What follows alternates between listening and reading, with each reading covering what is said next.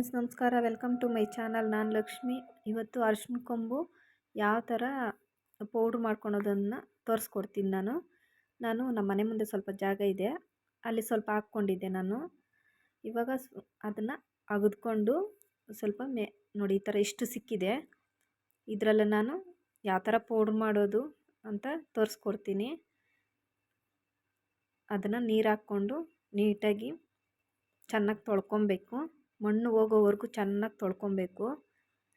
ನೋಡಿ, ಇದು ಹಸಿದನ್ನೇ ಮುಖಕ್ಕೆ ಹಚ್ಕೊಂಡ್ರೆ ಚೆನ್ನಾಗಿರುತ್ತೆ. ಹಾಲಲ್ಲಿ ಕಾಯಿಸ್ಕೊಳಕ್ಕೆ ಹಾಕ್ಕೊಂಡ್ರೆ ಚೆನ್ನಾಗಿರುತ್ತೆ. ನೋಡಿ, ಇಷ್ಟು ಸಿಕ್ಕಿದೆ,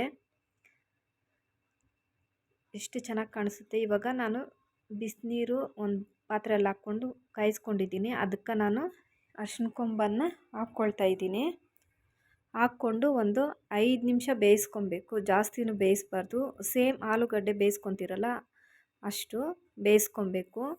ನೋಡಿ, ಈ ಥರ ಆಗಿದೆ, ಚೆನ್ನಾಗಿದೆ ನೋಡೋಕ್ಕೆ. ಅದೆಲ್ಲ ಬಿಸಿಲಲ್ಲಿ ಒಣಗೋ ಅಷ್ಟರಲ್ಲಿ ಚಿಕ್ಕದಾಗಿ ಆಗಿಬಿಡುತ್ತೆ. ನಾನು 3 ದಿನ ಒಣಗಿಸ್ಕೊತೀನಿ. ನೋಡಿ ಫ್ರೆಂಡ್ಸ್, 3 ದಿನ ಕಂಟಿನ್ಯೂನಾಗಿ ಈ ಥರ ಒಣಗಿಸ್ಕೊಂಡಿದ್ದೀನಿ. ನಾನು ಇದನ್ನು ಮಿಕ್ಸಿಗೆ ಹಾಕ್ಕೊಂಡು ಪೌಡ್ರ್ ಮಾಡ್ಕೊತಾ ಇದ್ದೀನಿ.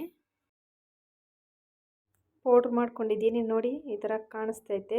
ಅಬ್ಬಾ, ಎಷ್ಟು ಚೆನ್ನಾಗಿ ಕಾಣಿಸುತ್ತಲ್ವ, ಎಷ್ಟು ಕಲರ್ ಬಂದಿದೆ. ಇಷ್ಟೊಂದು ಕಲರ್ ಬರ್ತೈತೆ ಅಂದ್ಕೊಂಡಿದ್ದಿಲ್ಲ ನಾನು. ಇದೇ ಫಸ್ಟ್ ಟೈಮ್ ನಾನು ಟ್ರೈ ಮಾಡಿದ್ದು. ತುಂಬ ಚೆನ್ನಾಗಿ ಕಾಣಿಸ್ತೈತೆ, ಕಲರು ಚೆನ್ನಾಗಿ ಸಕ್ಕತ್ತಾಗಿದೆ. ಇದರಲ್ಲಿ ನಾನೇನನ್ನ ಮಿಸ್ಟೇಕ್ ಮಾಡಿದರೆ ಪ್ಲೀಸ್ ಫ್ರೆಂಡ್ಸ್ ಕಾಮೆಂಟ್ ಮಾಡಿ, ನನಗೂ ಸ್ವಲ್ಪ ಗೊತ್ತಾಗುತ್ತೆ ಮತ್ತು ನಾನು ಯಾವ ಥರ ವಿಡಿಯೋ ಮಾಡಬೇಕು, ಯಾವ ಥರ ಮಾತಾಡಬೇಕು ಅಂತ. ಈ ವಿಡಿಯೋ ಇಷ್ಟ ಆದರೆ ಲೈಕ್ ಮಾಡಿ, ಕಾಮೆಂಟ್ ಮಾಡಿ, ಸಬ್ಸ್ಕ್ರೈಬ್ ಮಾಡ್ಕೊಳ್ಳಿ ಮತ್ತು ಶೇರ್ ಮಾಡಿ. ಈ ವಿಡಿಯೋನ ನೋಡಿದ್ದಕ್ಕೆ ತುಂಬ ಧನ್ಯವಾದಗಳು ಫ್ರೆಂಡ್ಸ್.